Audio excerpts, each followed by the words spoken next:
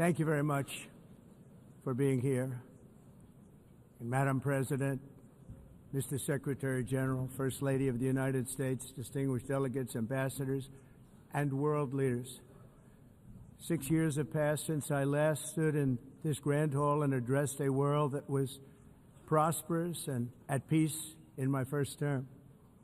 Since that day, the guns of war have shattered the peace I forged on 2 continents. An era of calm and stability gave way to one of the great crises of our time. And here in the United States, 4 years of weakness, lawlessness, and radicalism under the last administration delivered our nation into a repeated set of disasters. 1 year ago, our country was in deep trouble, but today, just 8 months into my administration, we are the hottest country anywhere in the world, and there is no other country even close. America is blessed with the strongest economy, the strongest borders, the strongest military, the strongest friendships, and the strongest spirit of any nation on the face of the earth. This is indeed the golden age of America. We are rapidly reversing the economic calamity we inherited from the previous administration, including ruinous price increases and record-setting inflation like we've never had before. Under my leadership, energy costs are down, gasoline prices are down, grocery prices are down, mortgage rates are down, and inflation has been defeated. The only thing that's up is the stock market, which just hit a record high. In fact, it hit a record high 48 times in the last short period of time. Growth is surging, manufacturing is booming. The stock market, as I said, is doing better than it's ever done. And all of you in this room benefit by that, almost everybody. And importantly, workers' wages are rising at the fastest pace in more than 60 years. And that's what it's all about, isn't it? In 4 years of President Biden, we had less than $1 trillion of new investment into the United States. In just 8 months since I took office, we have secured commitments and money already paid for $17 trillion. Think of it, 4 years, less than $1 trillion, 8 months, much more than $17 trillion is being invested in the United States, and it's now pouring in from all parts of the world. We've implemented the largest tax cuts in American history and the largest regulation cuts in American history, making this once and again the best country on earth to do business. And many of the people in this room are investing in America, and it's turned out to be an awfully good investment during this 8-month period. In my first term, I built the greatest economy in the history of the world. We had the best economy ever, history of the world. And I'm doing the same thing again, but this time it's actually much bigger and even better. The numbers far surpass my record-setting first term. On our southern border, we have successfully repelled a colossal invasion. And for the last 4 months, and that's 4 months in a row, the number of illegal aliens admitted and entering our country has been 0. Hard to believe, because if you look back just a year ago, it was millions and millions of people pouring in from all over the world, from prisons, from mental institutions, drug dealers. All over the world they came. They just poured into our country with the ridiculous open border policy of the Biden administration. Our message is very simple. If you come illegally into the United States, you're going to jail, or you're going back to where you came from, or perhaps even further than that. You know what that means. I want to thank the country of El Salvador for the successful and professional job they've done in receiving and jailing so many criminals that entered our country. And it was under the previous administration that the number became record-setting. and they're all being taken out. We have no choice. And other countries have no choice because other countries are in the exact same situation with immigration. It's destroying your country, and you have to do something about it. On the world stage, America is respected again like it has never been respected before. You think about 2 years ago, 3 years ago, 4 years ago, or 1 year ago, we were a laughingstock all over the world. At the NATO summit in June, virtually all NATO members formally committed to increase defense spending at my request from 2% to 5% of GDP, making our alliance far stronger and more powerful than it was ever before. In May, I traveled to the Middle East to visit my friends and rebuild our partnerships in the Gulf and those valued relationships with Saudi Arabia, Qatar, and the UAE and other countries are now, I believe, closer than ever before. My administration has negotiated one historic trade deal after another, including with the United Kingdom, the European Union, Japan, South Korea, Vietnam, Indonesia, the Philippines, Malaysia, and many, many others. Likewise, in a period of just 7 months, I have ended 7 unendable wars. They said they were unendable. You're never going to get them solved. Some were going for 31 years, 2 of them, 31, think of it, 31 years. One was 36 years. One was 28 years. I ended 7 wars. And in all cases, they were raging with countless thousands of people being killed. This includes Cambodia and Thailand, Kosovo and Serbia, the Congo and Rwanda, a vicious, violent war that was, Pakistan and India, Israel and Iran, Egypt and Ethiopia, and Armenia and Azerbaijan. It included all of them. No president or prime minister, and for that matter, no other country has ever done anything close to that. And I did it in just 7 months. It's never happened before. There's never been anything like that. I'm very honored to have done it. It's too bad that I had to do these things instead of the United Nations doing them. And sadly, in all cases, the United Nations did not even try to help in any of them. I ended 7 wars, dealt with the leaders of each and every one of these countries, and never even received a phone call from the United Nations offering to help in finalizing the deal. All I got from the United Nations was an escalator that on the way up stopped right in the middle. If the First Lady wasn't in great shape, she would have fallen, but she's in great shape. We're both in good shape. We both stood. And then a teleprompter that didn't work. These are the 2 things I got from the United Nations, a bad escalator and a bad teleprompter. Thank you very much. And by the way, it's working now. It just went on. Thank you. I think I should just do it the other way. It's easier. Thank you very much. I didn't think of it at the time because I was too busy working to save millions of lives. That is the saving and stopping of these wars. But later I realized that the United Nations wasn't there for us. They weren't there. I thought of it really after the fact, not during these negotiations, which were not easy. That being the case, what is the purpose of the United Nations? The UN has such tremendous potential. I've always said it. It has such tremendous, tremendous potential, but it's not even coming close to living up to that potential. For the most part, at least for now, all they seem to do is write a really strongly worded letter and then never follow that letter up. It's empty words, and empty words don't solve war.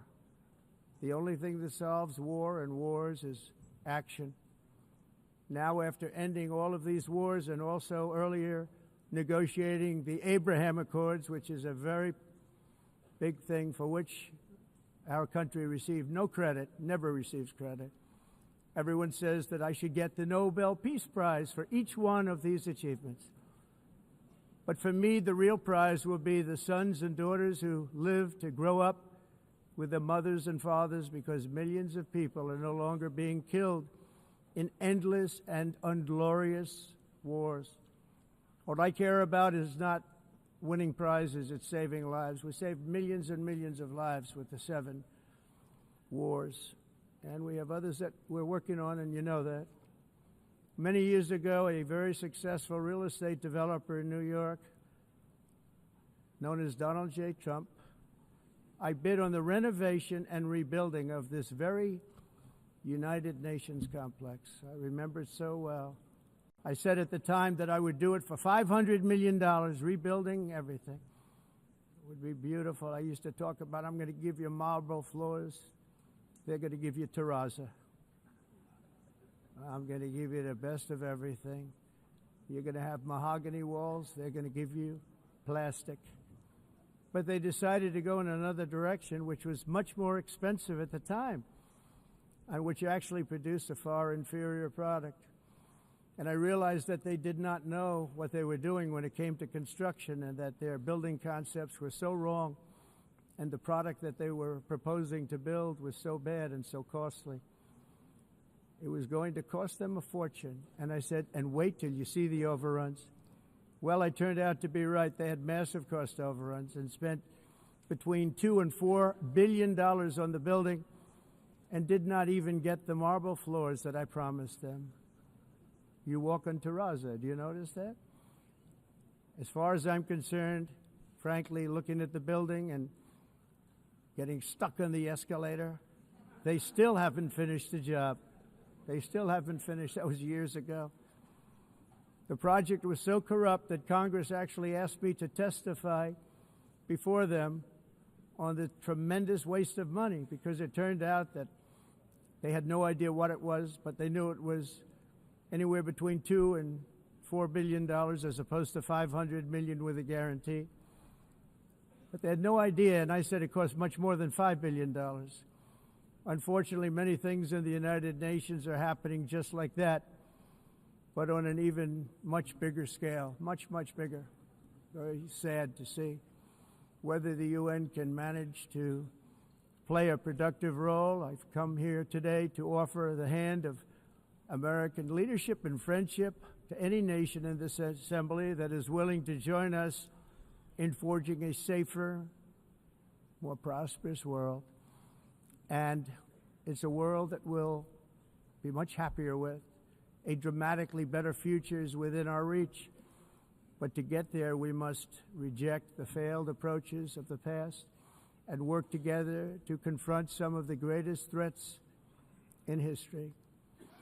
There is no more serious danger to our planet today than the most powerful and destructive weapons ever devised by man, of which the United States, as you know, has many.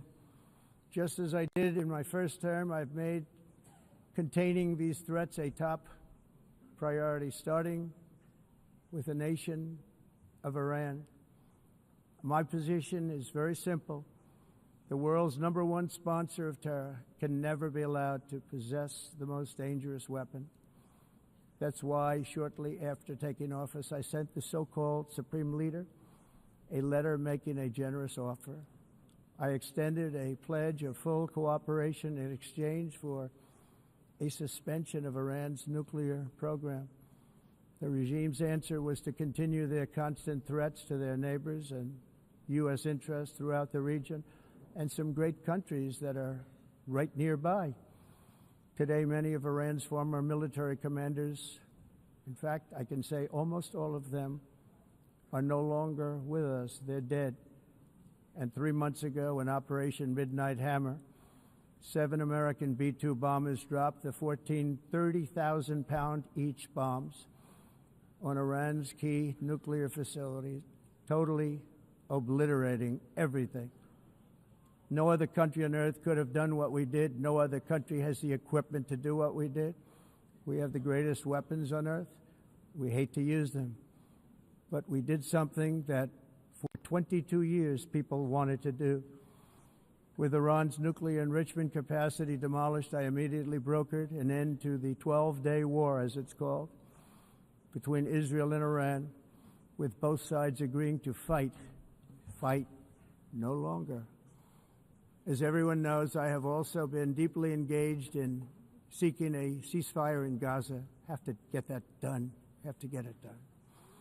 Unfortunately, Hamas has repeatedly rejected reasonable offers to make peace.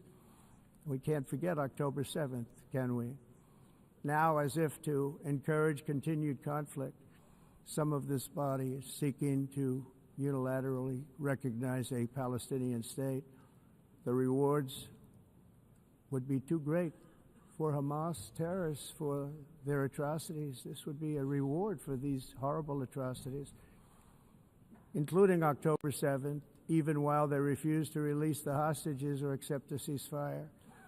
Instead of giving to Hamas and giving so much, because they've taken so much, they have taken so much. This could have been solved so long ago. But instead of giving in to Hamas's ransom demands, those who want peace should be united with one message: release the hostages now. Just release the hostages now. Thank you.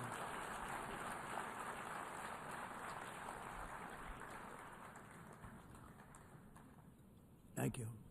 As we have got to come together, and we will come together, got to get it done. We have to stop the war in Gaza immediately. We have to stop it. We have to get it done. We have to negotiate immediately, have to negotiate peace. We got to get the hostages back. We want all 20 back. We don't want 2 and 4. As you know, I got, along with Steve Witkoff and others that helped us, Marco Rubio, we got most of them back. We were involved in all of them. But I always said the last 20 are going to be the hardest, and that's exactly what happened. We have to get them back now. We don't want to get back 2, and then another 2, and then 1, and then 3. Have this process. No, we want them all back, and we want the actually 38 dead bodies back too.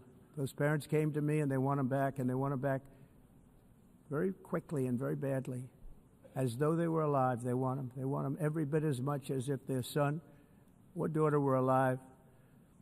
I've also been working relentlessly, stopping the killing in Ukraine. I thought that would be, of the 7 wars that I stopped, I thought that would be the easiest because of my relationship with President Putin, which had always been a good one. I thought that was going to be the easiest one. But you know, in war, you never know what's going to happen. There are always lots of surprises, both good and bad. Everyone thought Russia would win this war in 3 days, but it didn't work out that way. It was supposed to be just a quick little skirmish. It's not making Russia look good. It's making them look bad. No matter what happens from here on out, this was something that should have taken a matter of days, certainly less than a week. And they've been fighting for 3.5 years and killing anywhere from 5,000 to 7,000 young soldiers, mostly soldiers, on both sides, every single week, from 5,000 to 7,000 dead young people, and some in cities, much smaller numbers, where rockets are shot, where drones are dropped. This war would never have started if I were president. This was a war that should have never happened. It shows you what leadership is, what bad leadership can do to a country. Look what happened to the United States, and look where we are right now in just a short period of time. The only question now is how many more lives will be needlessly lost on both sides. China and India are the primary funders of the ongoing war by continuing to purchase Russian oil. But inexcusably, even NATO countries have not cut off much Russian energy and Russian energy products, which, as you know, I found out about 2 weeks ago, and I wasn't happy. Think of it. They're funding the war against themselves. Who the hell ever heard of that one? In the event that Russia is not ready to make a deal to end the war, then the United States is fully prepared to impose a very strong round of powerful tariffs, which would stop the bloodshed, I believe, very quickly. But for those tariffs to be effective, European nations, all of you are gathered here right now, would have to join us in adopting the exact same measures. I mean, you're much closer to the city. We have an ocean in between. You're right there. And Europe has to step it up. They can't be doing what they're doing. They're buying oil and gas from Russia while they're fighting Russia. It's embarrassing to them, and it was very embarrassing to them when I found out about it, I can tell you that. They have to immediately cease all energy purchases from Russia. Otherwise, we're all wasting a lot of time. So I'm ready to discuss this. We're going to discuss it today with the European nations, all gathered here. I'm sure they're thrilled to hear me speak about it, but that's the way it is. I like to speak my mind and speak the truth. As we seek to reduce the threat of dangerous weapons today, I'm also calling on every nation to join us in ending the development of biological weapons once and for all. And biological is terrible, and nuclear is even beyond, and we include nuclear in that. We want to have a cessation of the development of nuclear weapons. We know, and I get to view it all the time. Sir, would you like to see? And I look at weapons that are so powerful that we just can't ever use them. If we ever use them, the world literally might come to an end. There would be no United Nations to be talking about. There would be no nothing. Just a few years ago, reckless experiments overseas gave us a devastating global pandemic. Yet despite that worldwide catastrophe, many countries are continuing extremely risky research into bioweapons and man-made pathogens. This is unbelievably dangerous. To prevent potential disasters, I'm announcing today that my administration will lead an international effort to enforce Biological Weapons Convention, which is going to be meeting with the top leaders of the world by pioneering an AI verification system that everyone can trust. Hopefully the UN can play a constructive role, and it will also be one of the early projects under AI. Let's see how good it is, because a lot of people are saying it could be one of the great things ever, but it also can be dangerous, but it can be put to tremendous use and tremendous good, and this would be an example of that. Not only is the UN not solving the problems it should, too often, it's actually creating new problems for us to solve. The best example is the number one political issue of our time, the crisis of uncontrolled migration. It's uncontrolled. Your countries are being ruined. The United Nations is funding an assault on Western countries and their borders. In 2024, the UN budgeted $372 million in cash assistance to support an estimated 624,000 migrants journeying into the United States. Think of that. The UN is supporting people that are illegally coming into the United States, and then we have to get them out. The UN also provided food, shelter, transportation, and debit cards to illegal aliens. Can you believe that? On the way to infiltrate our southern border. Millions of people came through that southern border. Just a year ago, millions and millions of people were pouring in, 25 million altogether over the 4 years of the incompetent Biden administration. And now we have it stopped, totally stopped. In fact, they're not even coming anymore because they know they can't get through.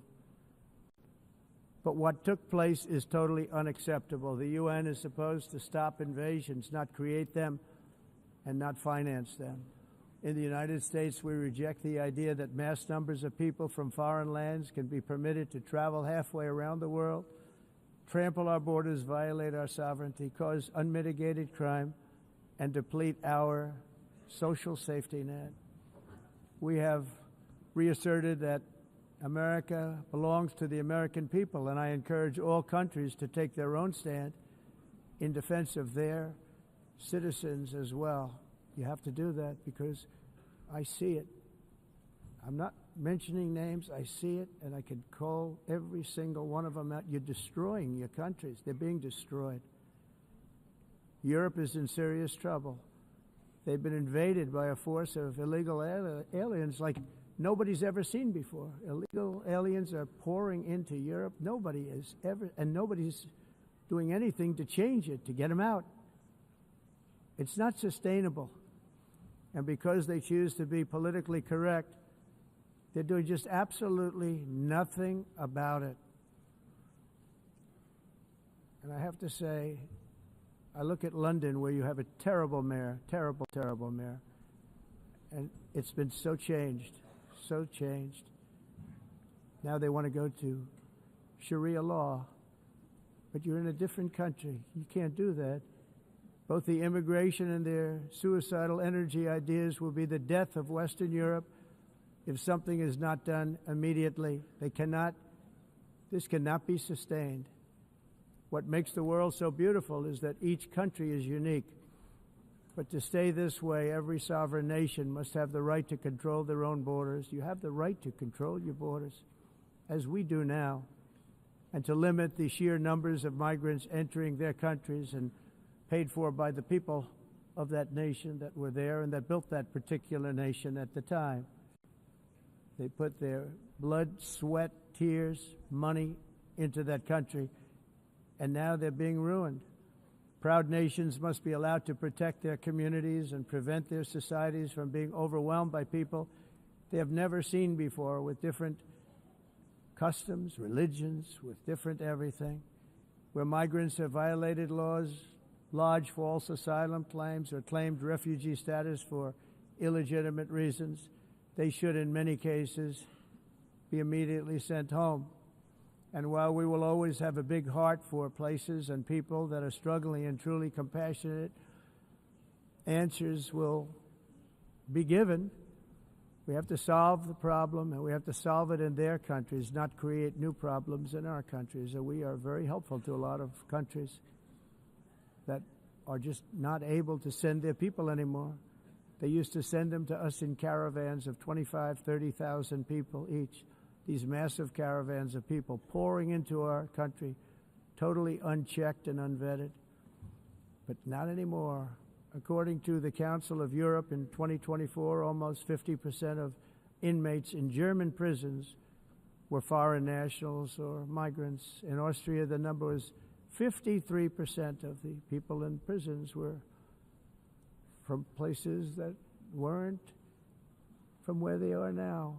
In Greece, the number was 54%, and in Switzerland, beautiful Switzerland, 72% of the people in prisons are from outside of Switzerland.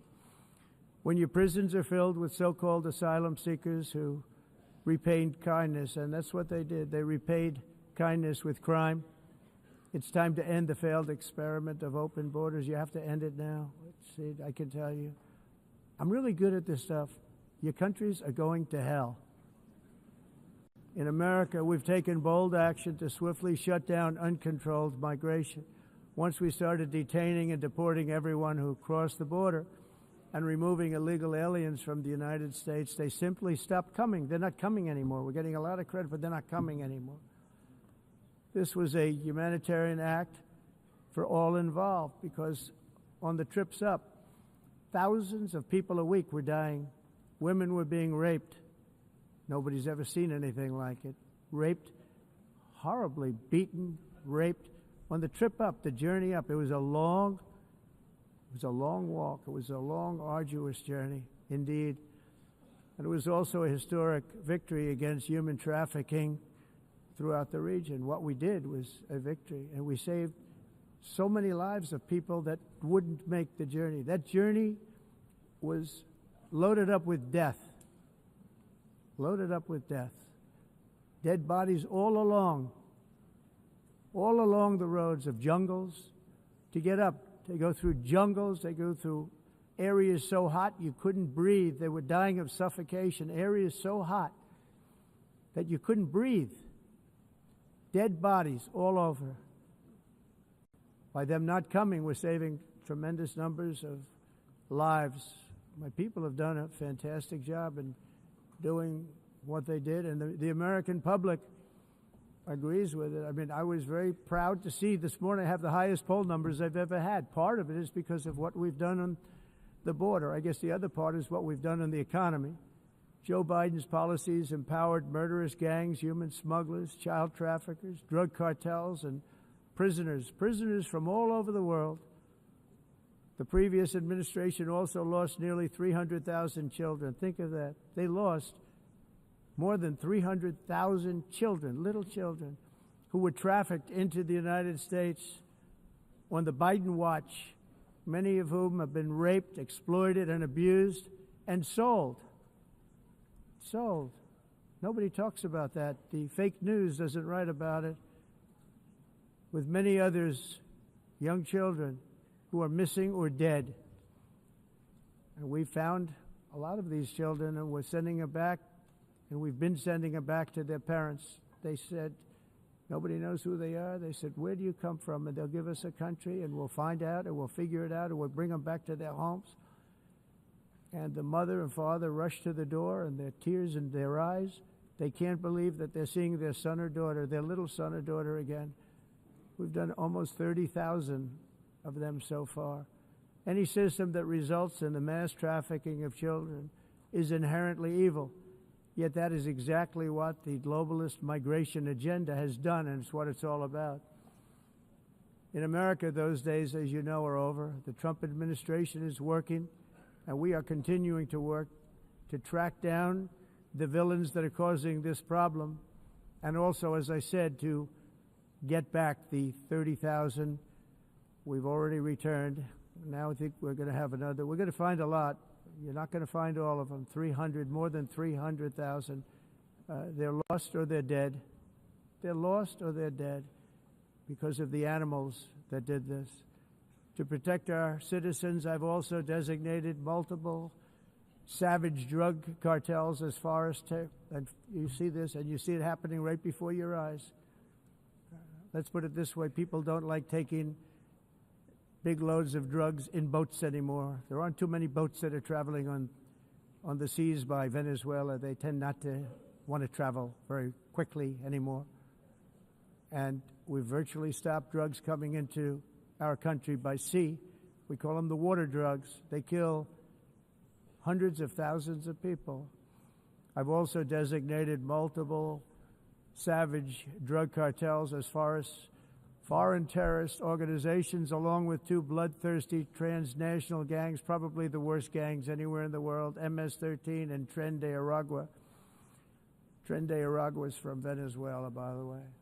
Such organizations torture, maim, mutilate, and murder with impunity. They're the enemies of all humanity. For this reason, we've recently begun using the supreme power of the United States military to destroy Venezuelan terrorists and trafficking networks led by Nicolas Maduro. To every terrorist thug smuggling poisonous drugs into the United States of America, please be warned that we will blow you out of existence. That's what we're doing. We have no choice. Can't let it happen. They're destroying. I believe we lost 300,000 people last year to drugs, 300,000. Fentanyl and other drugs. Each boat that we sink carries drugs that would kill more than 25,000 Americans. We will not let that happen. Energy is another area where the United States is now thriving like never before. We're getting rid of the falsely named renewables. By the way, they're a joke. They don't work. They're too expensive. They're not strong enough to fire up the plants that you need to make your country great. The wind doesn't blow. Those big windmills are so pathetic and so bad, so expensive to operate. And they have to be rebuilt all the time, and they start to rust and rot. Most expensive energy ever conceived, and it's actually energy. You're supposed to make money with energy, not lose money. You lose money, the governments have to subsidize. You can't put them out without massive subsidies. And most of them are built in China, and I give China a lot of credit. They build them, but they very few wind farms. So why is it that they build them and they send them all over the world, but they barely use them? You know what they use? Coal. They use gas. They use almost anything, but they don't like wind. But they sure as hell like selling the windmills. Europe, on the other hand, is a long way to go, with many countries being on the brink of destruction because of the green energy agenda, and I give a lot of credit to Germany. Germany was being led down a very sick path, both on immigration, by the way, and on energy. They were going green, and they were going bankrupt. And the new leadership came in, and they went back to where they were with fossil fuel and with nuclear, which is good. It's now safe, and you can do it properly. But they went back to where they were, and they opened up a lot of different plants, energy producing plants, and they're doing well. I give Germany a lot of credit for that. They've said this is a disaster, what's happening. They were going all green. All green is all bankrupt. That's what it represents. And it's not politically correct. I'll be very badly criticized for saying it, but I'm here to tell the truth. I don't care. It doesn't matter to me. I'm in New York City. I'm feeling a lot safer. Crime, we're getting crime down. And by the way, speaking of crime, Washington, D.C. was the crime capital of America. Now it's after 12 days, it's a totally safe city. Everyone's going out to dinner. They're going out to restaurants. Your wife can walk down the middle of the street with or without you. Nothing's going to happen. My people have done a fantastic job. And yes, I called in the National Guard, and the National Guard took care of business. And they weren't politically correct, but they took care of business. We got 1,700 career criminals out, brought them back to where they came from, the countries where they came from, or put them in jails. Washington, D.C. is now a totally safe city again, and I welcome you to come. In fact, we'll have dinner together at a local restaurant, and we'll be able to walk. We don't have to go by an armor-plated vehicle. We'll walk right over there from the White House. They've given up their powerful edge, a lot of the countries that we're talking about, in oil and gas, such as essentially closing the great North Sea oil. Oh, the North Sea, I know it so well. Aberdeen was the oil capital of Europe, and there's tremendous oil that hasn't been found in the North Sea. Tremendous oil. And I was with the Prime Minister I respect and like a lot, and I said, you're sitting with the greatest asset. They essentially closed it by making it so highly taxed that no developer, no oil company can go there. They have tremendous oil left, and more importantly, they have tremendous oil that hasn't even been found yet. And what a tremendous asset for the United Kingdom. And I hope the Prime Minister is listening, because I told it to him 3 days in a row. That's all he heard. North Sea oil, North Sea, because I want to see them do well. I want to stop seeing them ruining that beautiful Scottish and English countryside with windmills and massive solar panels that go 7 miles by 7 miles, taking away farmland. But we're not letting this happen in America. In 1982, the executive director of the United Nations Environmental Program predicted that by the year 2000, climate change would cause a global catastrophe. He said that it will be irreversible, as any nuclear holocaust would be. This is what they said at the United Nations. What happened? Here we are. Another UN official stated in 1989 that within a decade, entire nations could be wiped off the map by global warming.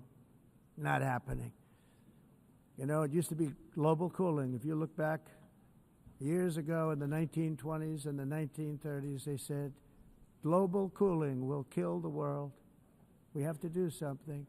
Then they said global warming will kill the world, but then it started getting cooler, so now they could just call it climate change, because that way they can't miss. It's climate change, because if it goes higher or lower, whatever the hell happens, there's climate change. It's the greatest con job ever perpetrated on the world, in my opinion. Climate change, no matter what happens, you're involved in that. No more global warming, no more global cooling. All of these predictions made by the United Nations and many others, often for bad reasons, were wrong. They were made by stupid people that have cost their countries fortunes and given those same countries no chance for success. If you don't get away from this green scam, your country is going to fail. And I'm really good at predicting things, you know. They actually said during the campaign they had a hat, the best-selling hat. Trump was right about everything. And I don't say that in a braggadocious way, but it's true. I've been right about everything. And I'm telling you that if you don't get away from the green energy scam, your country is going to fail. And if you don't stop people that you've never seen before, that you have nothing in common with, your country is going to fail. I'm the President of the United States, but I worry about Europe. I love Europe. I love the people of Europe. And I hate to see it being devastated by energy and immigration. This double-tailed monster destroys everything in its wake, and they cannot let that happen any longer. You're doing it because you want to be nice. You want to be politically correct, and you're destroying your heritage. They must take control strongly and immediately of the unmitigated immigration disaster and the fake energy catastrophe before it's too late. The carbon footprint is a hoax made up by people with evil intentions, and they're heading down a path of total destruction. You know, the carbon footprint, it was a big, big thing a few years ago. I remember hearing about the carbon footprint, and then President Obama would get into Air Force One, a massive Boeing 747, and not a new one, an old one with old engines that spew everything into the atmosphere.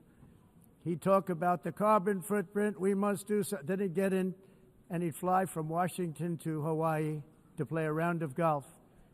And then he'd get back onto that big, beautiful plane and he'd fly back and he'd talk about, again, global warming and the carbon footprint.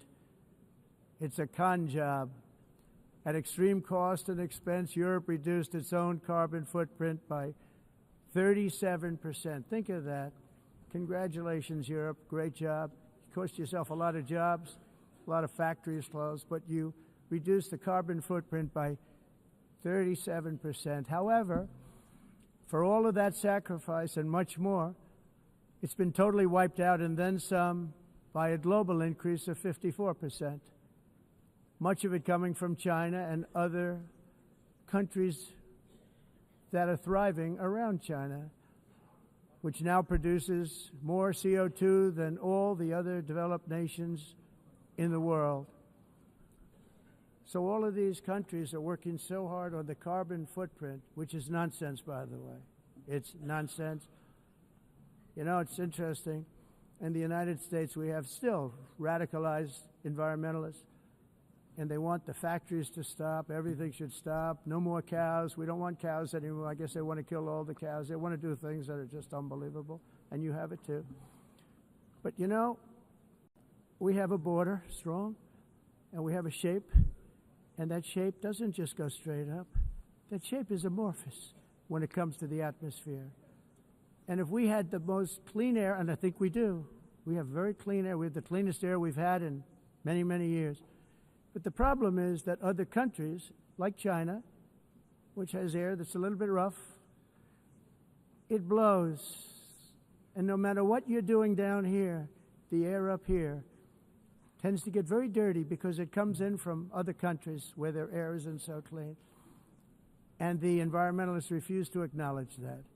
Same thing with garbage. In Asia, they dump much of their garbage right into the ocean. And over about a 1 week and 2 week journey, it flows right past Los Angeles. You've seen it. Massive amounts of garbage, almost too much to do anything about. Flowing past Los Angeles, past San Francisco, and then somebody will get in trouble because he dropped a cigarette on the beach. The whole thing is crazy. The primary effect of these brutal green energy policies has not been to help the environment, but to redistribute manufacturing and industrial activity from developed countries that follow the insane rules that are put down to polluting countries that break the rules and are making a fortune. They're making a fortune. European electricity bills are now 4 to 5 times more expensive than those in China, and 2 to 3 times higher than the United States. And our bills are coming way down. You probably see that our gasoline prices are way down. You know, we have an expression, drill. Nós reduzimos os custos de energia porque nós faremos, como a expressão, vamos fazer tudo isso, reduzir os custos de energia e os custos diminuíram nos Estados Unidos. Common to see one. Por exemplo, se você olhar electric costs nos países em approximately faturas de energia, 1,300 heat-related deaths nós não related. So climatizamos, mas nós nos Estados Unidos conseguimos usar eles e evitar aumento da temperatura, porque é muito caro também usar nado e ninguém usa pretending to stop the global tudo isso hoax. The como a of asking mudança. industrialized nations, Esse agenda mundialista não tem nenhum sentido. entire societies must be rejected País and pre- and it must be immediate. That's why in America I withdrew from the fake Paris Climate Accord, where, by the way, America was paying so much more than every country.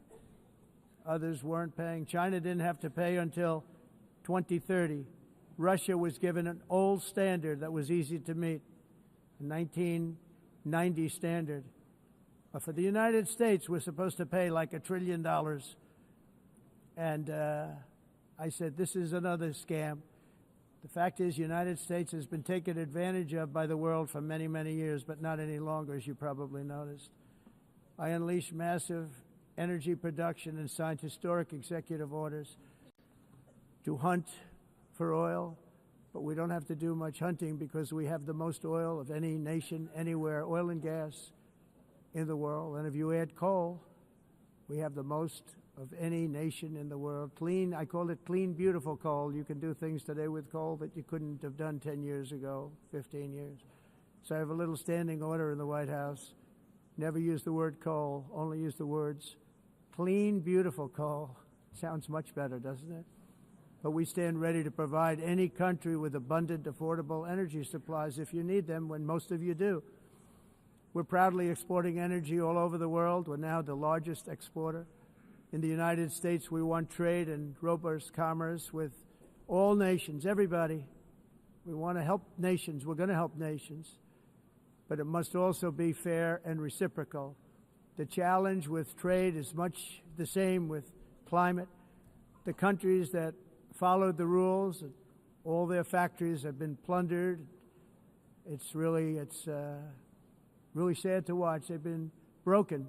They've been broken by countries that broke the rules.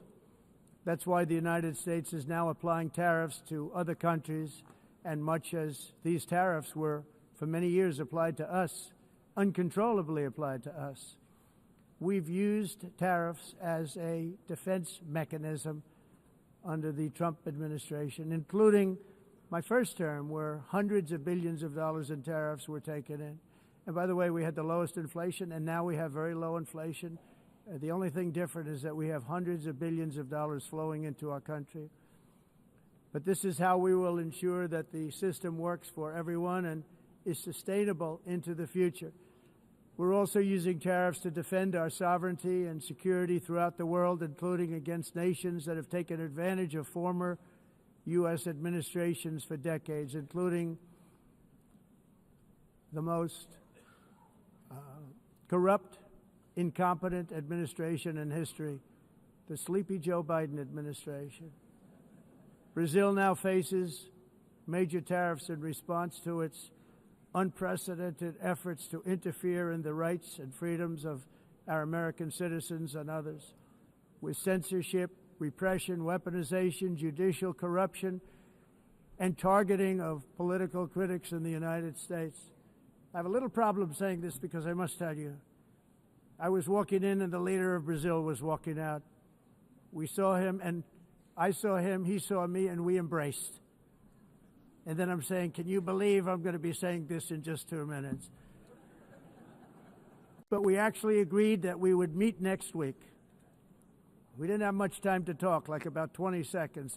They were in retrospect, I'm glad I waited because this thing didn't work out too well. But we did talk. We had a good talk, and we agreed to meet next week, if that's of interest. But he seemed like a very nice man, actually. He liked me, I liked him. But if you, and I only do business with people I like. When I don't like them, I don't like them. But we had, at least for about 39 seconds, we had excellent chemistry. It's a good sign. But also in the past, Brazil, can you believe this, unfairly tariffed our nation, but now because of our tariffs, we are hitting them back, and we're hitting them back very hard. As president, I will always defend our national sovereignty and the rights of American citizens. So I'm very sorry to say this, that Brazil is doing poorly and will continue to do poorly. They can only do well when they're working with us. Without us, they will fail, just as others have failed. It's true. Next year, the United States will celebrate the 250th anniversary of our glorious independence, a testament to enduring power and American freedom and spirit. We will also be proudly hosting the 2026 FIFA World Cup, and shortly thereafter, the 2028 Olympics, which is going to be very exciting. I hope you all come. I hope that countless people from all over the globe will take part of these will be great celebrations of liberty and human achievement, and that together we all can rejoice in the miracles of history that began in July 4th, 1776, when we founded the light to all nations. And it's something really that an amazing thing came out of that date. It's called the United States of America. In honor of this momentous anniversary, I hope that all countries who find inspiration in our example will join us in renewing our commitment, values, and those values, really, that we hold so dear. Together, let us defend free speech and free expression. Let us protect religious liberty, including for the most persecuted religion on the planet today. It's called Christianity. And let us safeguard our sovereignty and cherish qualities that have made each of our nations so special, incredible, and extraordinary. In closing, I just want to repeat that immigration and the high cost of so-called green renewable energy is destroying a large part of the free world and a large part of our planet. Countries that cherish freedom are fading fast because of their policies on these two subjects. You need strong borders and traditional energy sources if you are going to be great again. Whether you have come from north or south, east or west, near or far, every leader in this beautiful hall today represents a rich culture, a noble history, and a proud heritage that makes each nation majestic and unique, unlike anything else in human history or any other place on the face of the earth. From London to Lima, from Rome to Athens, from Paris to Seoul, from Cairo to Tokyo and Amsterdam to right here in New York City, we stand on the shoulders of the leaders and legends, generals and giants, heroes and titans who won and built our beloved nations, all of our nations, with their own courage, strength, spirit, and skill. Our ancestors climbed mountains, conquered oceans, crossed deserts, and trekked over wide open plains. They charged into thunderous battles, plunged into grave dangers, and they were soldiers and farmers and workers and warriors and explorers and patriots. They built towns into cities, tribes into kingdoms, ideas into industries, and small islands into mighty empires. You're a part of all of that. They were champions for their people who never gave up and who never, ever gave in. Their values defined our national identities. Their visions forged our magnificent destiny. Everybody in this room is a part of it in your own way. Each of us inherits the deeds and the myths, the triumphs, the legacies of our own heroes and founders who so bravely showed us the way. Our ancestors gave everything for homelands that they defended with pride, with sweat, with blood, with life, and with death. Now the righteous task of protecting the nations that they built belongs to each and every one of us. So together let us uphold our sacred duty to our people and to our citizens. Let us protect their borders, ensure their safety, preserve their cultures, treasure, and traditions, and fight, fight, fight for their precious dreams and their cherished freedoms. And in friendship and really a beautiful vision, let us all work together to build a bright, beautiful planet, a planet that we all share, a planet of peace and a world that is richer, better, and more beautiful than ever before. That can happen. It will happen. It will happen, and I hope it can happen and start right now, right at this moment. We'll turn it around. We're going to make our countries better, safer, more beautiful. We're going to take care of our people. Thank you very much. It's been an honor. God bless the nations of the world. Thank you very much. Bye.